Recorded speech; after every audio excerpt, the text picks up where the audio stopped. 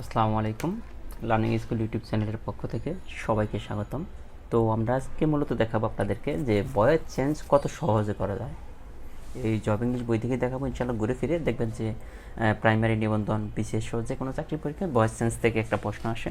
তো আজকের ভিডিওটা যদি ভালোভাবে দেখেন তাহলে আশা করব যে ভয়েস চেঞ্জ রিলেটেড যে সমস্যা আমরা যে মুখস্থ করি বা অনেকগুলো রুলস মনে রাখি, কিছুই মনে রাখতে হবে না। আমরা একটা রুলসের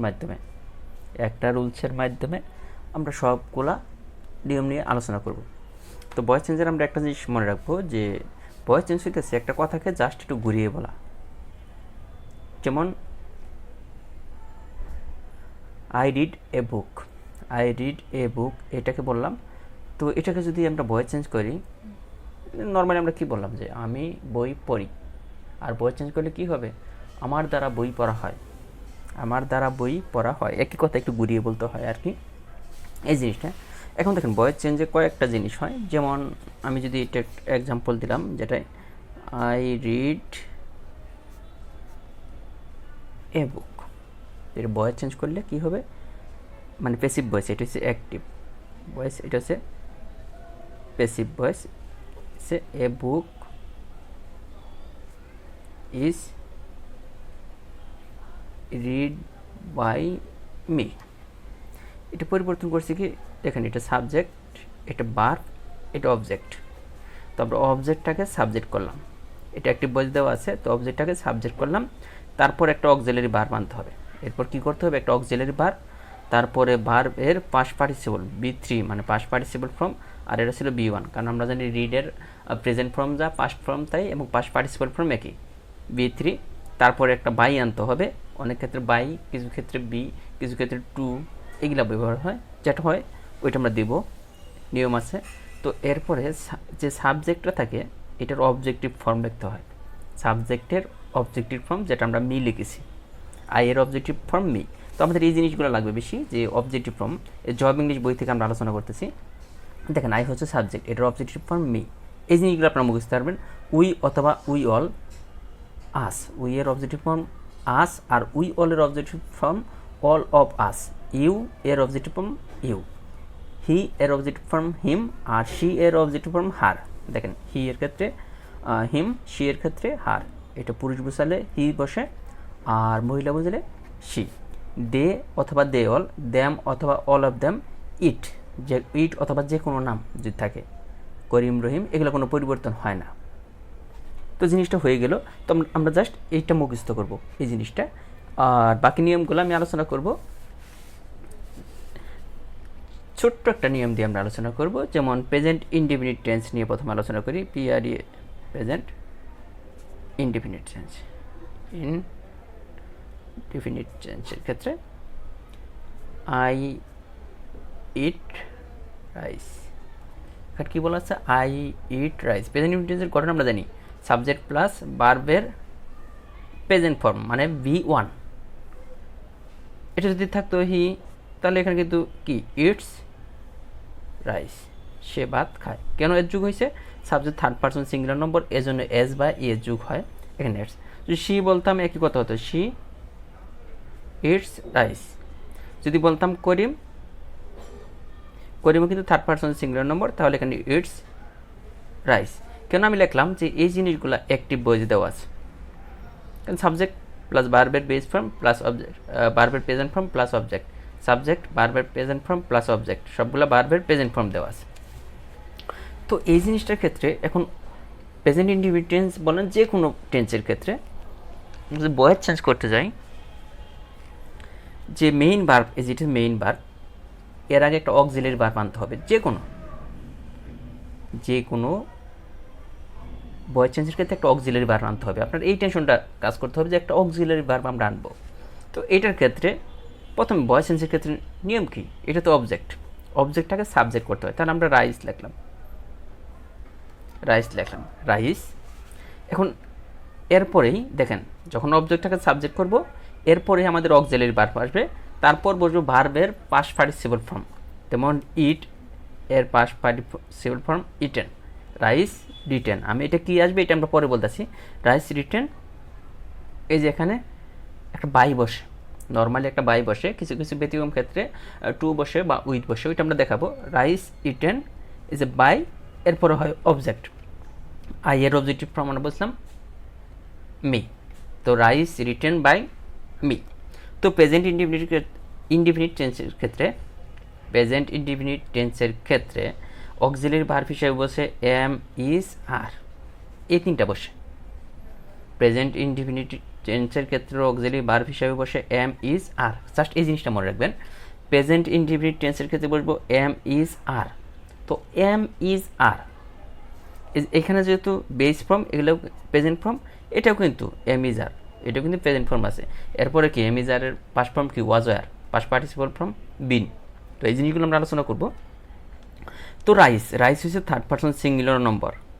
তো প্রেজেন্ট ইনডিফিনিট টেন্সের ক্ষেত্রে কী বসবে, বয়েস টেন্সের ক্ষেত্রে এম, ইজ, আর।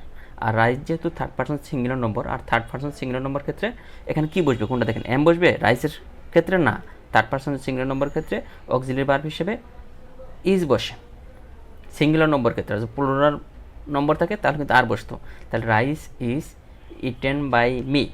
সেমভাবে যেমন হি, এখানে কী আসলে একটা হি রিডস রাইস, তাহলে এখানে কী বলবো, এই অবজেক্টটাকে আমরা সাবজেক্ট করব।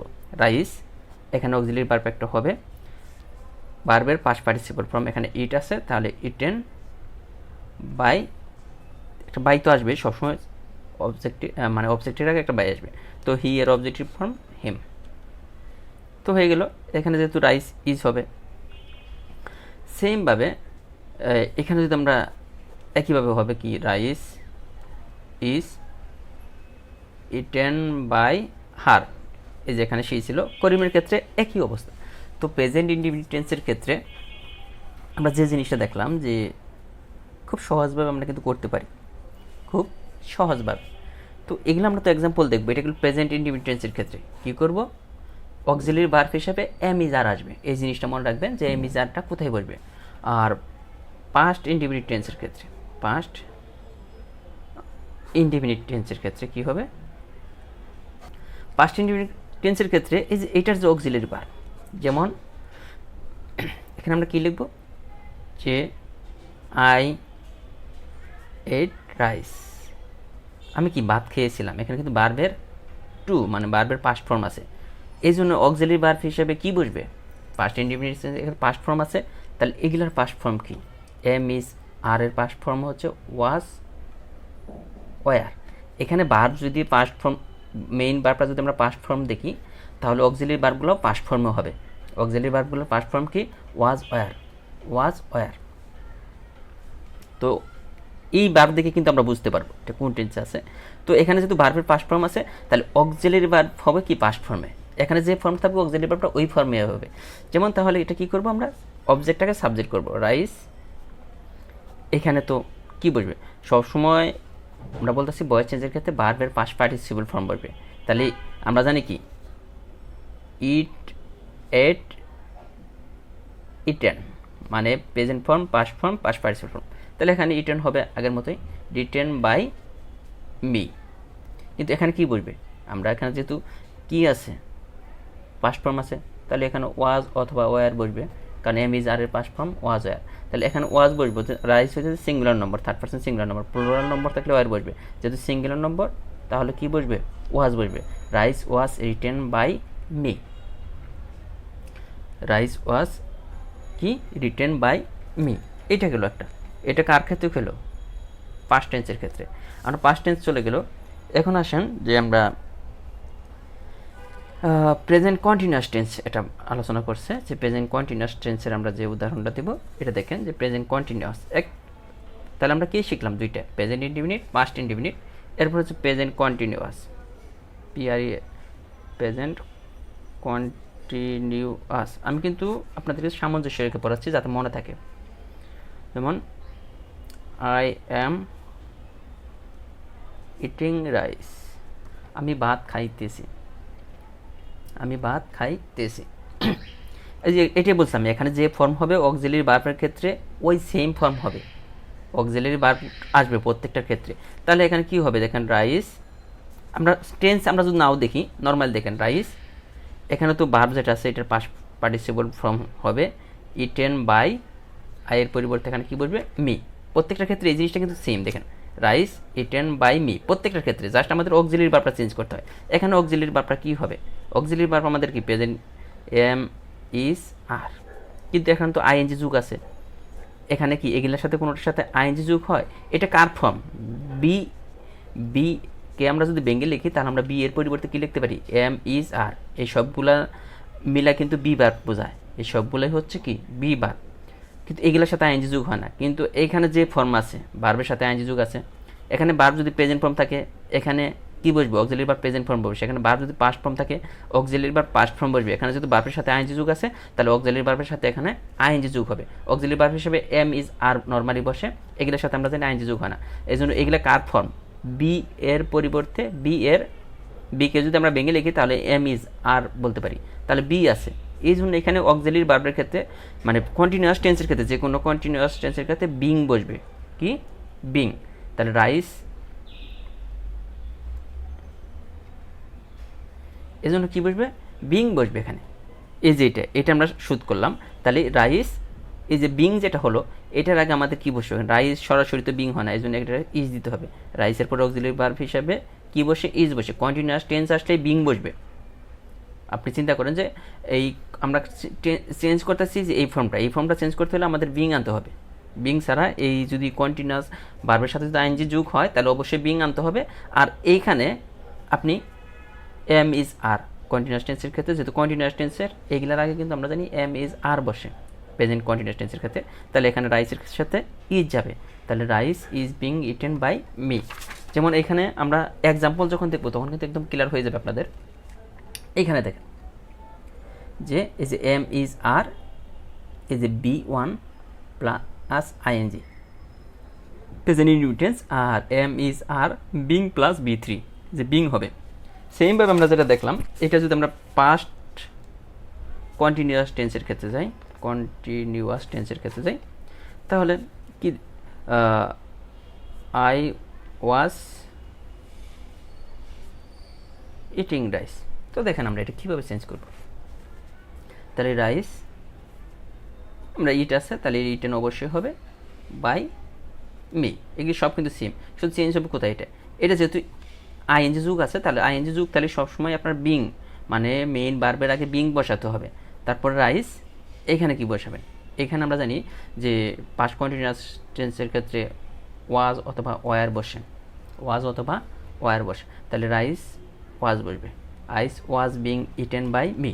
দেখেন একই জিনিস আমরা যদি বলতাম যে করিম, একটু বোঝাই আপনাদেরকে, করিম ওয়াজ রিডিং এ বুক। দেখেন করিম ওয়াজ রিডিং এ বুক, তাহলে আমরা কী করবো অবজেক্টটাকে সাবজেক্ট করব।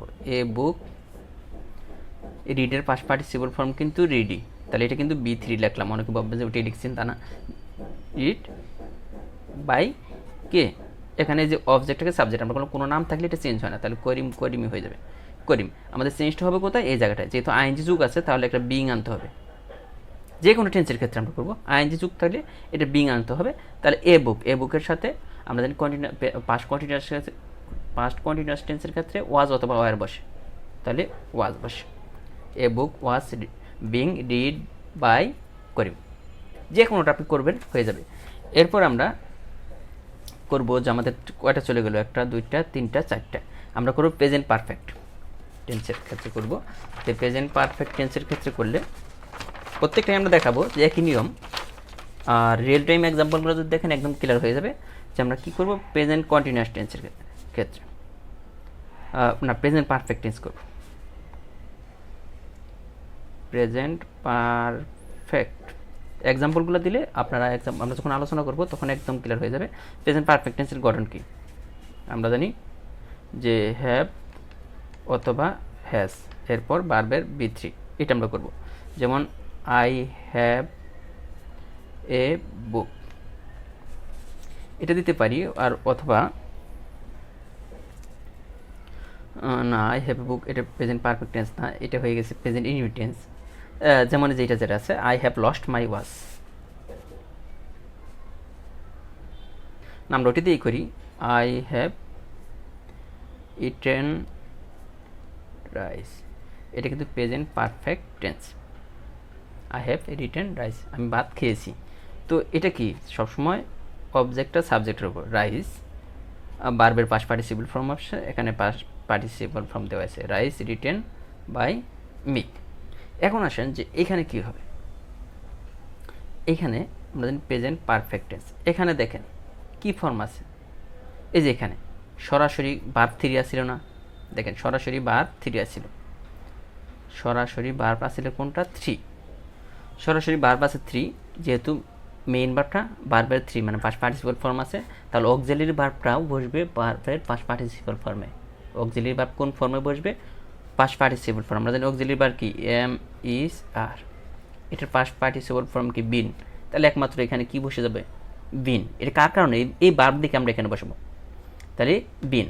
আর প্রেজেন্ট পারফেক্ট টেন্সে কি বসে নর্মালি আমরা জানি হ্যাভ অথবা হ্যাজ, হ্যাভ অথবা হ্যাজ বসবে। তাহলে রাইস হচ্ছে থার্ড পারসন সিঙ্গুলার নম্বর, এই জন্য হ্যাজ বসলো, রাইস হ্যাজ বিন।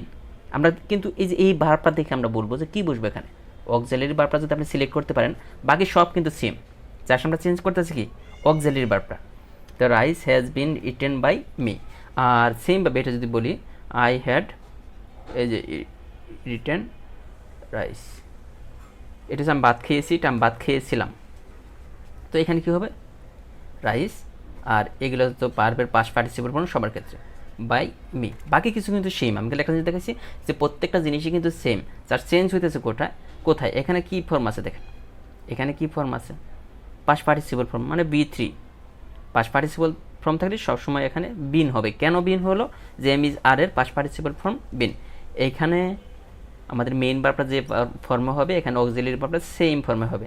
আর আমরা জানি যে পাস্ট পারফেক্ট টেন্সে শুধু হ্যাড হয়, তাহলে এখানে হ্যাডই হয়ে যাবে। তাহলে আমরা কী চেঞ্জ করতেছি দেখেন, কোনো কিছুই না, জাস্ট এখানে দুইটা জিনিস, একটা জিনিস চেঞ্জ করতেছি যে অক্সিলারি ভার্ব আমরা কোনটা আনবো, আর বাকি সব কিন্তু সেম, বাকি সব সেম। তো এই দুইটা হয়ে গেল আমাদের। তো আমরা মোটামুটি একটা কী বলবো, এখন আমরা কিছু প্র্যাকটিস দেখি, যে বাকি যে নিয়মগুলো আছে আমরা ফিউচার টেন্স নিয়ে আমরা পরবর্তীতে আলোচনা করব। পরবর্তী ভিডিওতে আমরা এখন এক্সাম্পলগুলো দেখব, যে সিলেক্ট দ্য অ্যাক্টিভ স্ট্রাকচার, কোনটা অ্যাক্টিভ আছে। যেমন দেখেন দ্য ট্রি হ্যাজ, এই যে বিন, মানে দেখেন এটা ভার্ব, ভার্বের পূর্বে যদি বিন থাকে তাহলে সবসময় মনে করবেন ভার্বের পূর্বে বিন থাকলে এটা আছে কি, কোথায় আমরা ভার্বের পূর্বে বিন কোথায় বসাতাম, প্যাসিভ বয়সে, তার মানে এটা প্যাসিভ বয়স। এই যে এটা দেখেন দ্য ডোর শুড বি, আমরা অক্সিলারি ভার্ব নিয়ে আলোচনা করি নাই, তো এটা আমরা পরে আলোচনা করব। I have lost my watch, I have lost my watch, এটা কিন্তু অ্যাক্টিভ ভয়েস আছে। মাই সাজেশন ওয়াজ নট, এই দেখেন ভার্বের পাস্ট পার্টিসিপল ফর্ম, এর আগে কী আছে, ভার্বের পাস্ট পার্টিসিপল ফর্ম, এর আগে অক্সিলারি ভার্ব যদি থাকে তাহলে আপনার বুঝতে হবে এইটা হচ্ছে প্যাসিভ ভয়েস। তার মানে আমাদের বলছিল যে এখানে কোনটা active, C number active voice. যেমন যে tea is liked by a common people, the example of, দেখেন টি ইজ লাইক, এই যে অক্সিলারি ভার্বের পর যদি ভার্বের পাস্ট পার্টিসিপল ফর্ম দেখেন তাহলে এটা প্যাসিভ ভয়েস। এটা কিন্তু আইছিল textile engineering college instructor, passive voice. তারপরে দেখেন the work is done by me, the work is, এই যে অক্সিলারি ভার্ব আছে, এরপরে ভার্বের পাস্ট পার্টিসিপল ফর্ম যদি দেখেন, অন্য কিছু দেখার দরকার নেই, এটাও প্যাসিভ ভয়েস, এই যে প্যাসিভ ভয়েস। জাস্ট আপনাদেরকে আমি দেখাচ্ছি যে এই যে রাইস সেলস শিপ, এখানে কিন্তু দেখেন অক্সিলারি ভার্বের পরে ভার্বের পাস্ট পার্টিসিপল ফর্ম নাই, তার মানে এটা যদি না থাকে তার মানে এটা অ্যাক্টিভ ভয়েস। এই যে প্রতিরক্ষা মন্ত্রণালয় সিভিল স্টাফ, আপনার প্যাসিভ ভয়েস হতে হলে অবশ্যই অক্সিলারি ভার্বের পরে ভার্বের পাস্ট পার্টিসিপল ফর্ম থাকবে। যেমন দ্য স্কুল ওয়াজ বিল্ড, দেখেন এই যে ওয়াজ আছে, এরপরে ভার্বের পাস্ট পার্টিসিপল ফর্ম আছে, তার মানে এটা কি প্যাসিভ ভয়েস, জাতীয় রাজস্ব বোর্ডের সহকারী পরিচালক।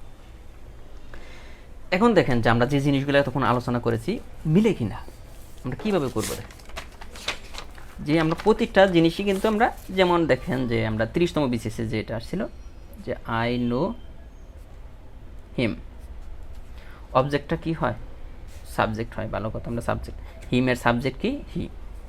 তারপরে ভার্বের কি বসবো, এখানে অক্সিলারি ভার্ব আমরা পরে বসাবো, ভার্বের পাস্ট পার্টিসিপল ফর্ম আমরা জানি নু এর পাস্ট পার্টিসিপল ফর্ম নুন, তারপরে বাই, আই এর পরিবর্তে কি বসবে, মি বসবে।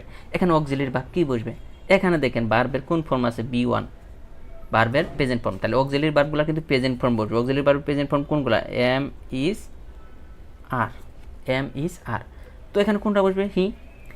হি with is third person singular number, আমরা থার্ড পার্সন সিঙ্গুলার নম্বর ক্ষেত্রে 3টা থেকে ইজ বসবে, তাহলে he is known by me, he is known by me.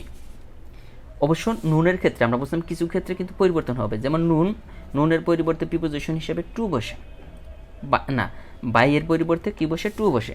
এই জন্য আপনাকে এটা মনে রাখতে হবে, হি ইজ নোন টু মি। আমরা শেষে আলোচনা করবো যে কোন কোন ক্ষেত্রে আমরা টু বসাবো, কোন কোন ক্ষেত্রে কিছু কিছু ক্ষেত্রে টু বসাবো, কিছু কিছু ক্ষেত্রে, অধিকাংশ ক্ষেত্রে বাই বসাবো, কিছু ক্ষেত্রে টু বসাবো। তার মধ্যে নুনের পরে নু ভার্ব আসলে এটার পরে অবশ্যই টু বসাতে হবে। তো আমরা নর্মালি যে নিয়মটা জানি ওই নিয়মটা ফলো হইতেছে কিনা দেখেন। তারপরে আমরা যেটা দেখব যে we don't like idol people, we don't like idol people. তো আমরা এটাও করব। দেখেন আমরা যদি মনে করুন we don't like idol people, we don't like idol people, আমরা এই ডন্টের বিষয়টা বাদই দিলাম, ডন্টের বিষয়টা বাদই দিলাম। মনে করুন উই লাইক আইডল পিপল, তাহলে আইডল IDL PEOL, দেখেন আইডল পিপল অলস লোকজন, অলক লোকজন মানে অনেকগুলো কিন্তু আইডল পিপল। তারপরে আমাদের কি বলবে, ভার্বের পাস্ট পার্টিসিপল ফর্ম, আমরা এটা বাদ দিছি, এটা মনে করুন নাই। নেগেটিভ যদি সেন্টেন্স থাকে তাহলে ওই নেগেটিভ অংশটা বাদ দিবেন আগে। তাহলে ভার্বের past participle liked by, we এর পরিবর্তে কী বলবো, আস বলবো। তাহলে idol people like by us. কিন্তু এখানে দেখেন অক্সিলারি ভার্ব আনতে হবে না, এটা কী ফর্মে ছিল দেখেন তো, এটি প্রেজেন্ট ফর্মে ছিল, যে মেইন ভার্বটা কোন ফর্মে আছে, প্রেজেন্ট ফর্মে। তার মানে অক্সিলারি ভার্ব কী বলবে, এম ইজ আর, কারণ প্রেজেন্ট ফর্মের ক্ষেত্রে এইগুলো বসে auxiliary verb, verb present form, auxiliary ভার্বের প্রেজেন্ট ফর্ম এগুলা। তাহলে আইডল পিপল অনেকগুলো লোকজন বোঝাচ্ছে, তাহলে এখানে আর বসবে, কারণ এরা থার্ড পার্সন প্লুরাল নম্বর, এই জন্য এখানে কী বসবো, are. Ideal people are like by us. এই যে ডন্ট মন্ট যা থাকবে এগুলো উঠেছে, জাস্ট এখানে নট চলে আসবে, আর নট নেগেটিভ থাকলে এই মেইন ভার্ব আর অক্সিলারি ভার্বের মাঝখানে নট চলে আসবে। যদি নেগেটিভ থাকে, নটটা থাকে, তাহলে নটটা কোথায় বসিয়ে দিতে হবে, এই মেইন ভার্ব আর অক্সিলারি ভার্বের মাঝখানে এই নট বসিয়ে দিতে হবে। তো হয়ে গেল, দেখেন এই যে ideal people are not like by us. তারপরটা করব যে আসলেও কিন্তু আমি আপনাদেরকে যেভাবে আলোচনা করতেছি মনে থাকার কথা, he is writing a letter, he is writing a letter, কী বলা আছে, he is writing a letter. আমরা কি করব, প্রথমেই অবজেক্টটাকে সাবজেক্ট করব 29তম বিশেষ, তাহলে এ লেটার। এরপরে আমাদের কাজ ভার্বের পাস্ট পার্টিসিপল ফর্ম, যেমন রাইট, রাইট এখানে রাইট থেকে রাইটিং হয়েছে, এটার পাস্ট পার্টিসিপল, রাইটের পাস্ট পার্টিসিপল ফর্ম হয়েছে রিটেন বাই, কি আসলে এখানে হি, তাহলে rice is written by him, a letter written by him. এখন এইখানে আমাদের কি আসবে দেখেন, এইখানে জিনিসটা হলে তো হয়ে গেল, এখানে কি আছে দেখেন তো, রাইটিং, কি আছে, রাইটিং। আমরা বলছিলাম যে আইএনজি যুক্ত থাকলে এখানে কিন্তু কি চলে আসবে, সরাসরি কোনো ইয়ে যদি দেখেন তাহলে বিং চলে আসবে, বিং। তাহলে এটা আমরা জানি অক্সিলারি ভার্বের কন্টিনিউয়াস টেন্সের ক্ষেত্রে কি বসে, এম ইজ আর, এখানে কিন্তু ইজ আসছিল, তাহলে এ লেটারও থার্ড পার্সন সিঙ্গুলার নম্বর, এই জন্য এখানে ইজ হতো। এখানে যদি এ লেটার না থেকে যদি আই থাকতো তাহলে এম বসতো, যদি উই থাকতো তাহলে আর বসতো। তাহলে a letter is being written by him. Continuous টেন্সের ক্ষেত্রে আমরা কী জানি, এম ইজ আর বসে, কিন্তু এই যে এইখানে বিংটা কেন আসলো, ভার্বের সাথে যদি আইএনজি যোগ থাকে তাহলে এখানে বিং বসবে, সেটা পাস্ট কন্টিনিউয়াস হোক, পাস্ট ইনডিফিনিট হোক, না প্রেজেন্ট কন্টিনিউয়াস হোক, ফিউচার কন্টিনিউয়াস হোক, এই জিনিসটা মনে রাখতে হবে।